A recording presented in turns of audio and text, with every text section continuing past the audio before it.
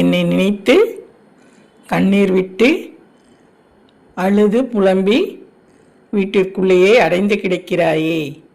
நீ எங்கிருந்து அழுதாலும் சரி, வீட்டை விட்டு வெளியே வராமல் இருந்தாலும் சரி, உன்னுடைய எல்லா காரணத்திற்கும் கஷ்டகாலம் முடிந்துவிட்டது.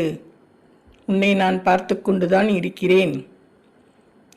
எப்பொழுதும் உன் கூட நான் இருப்பது நீ உணரவில்லையா?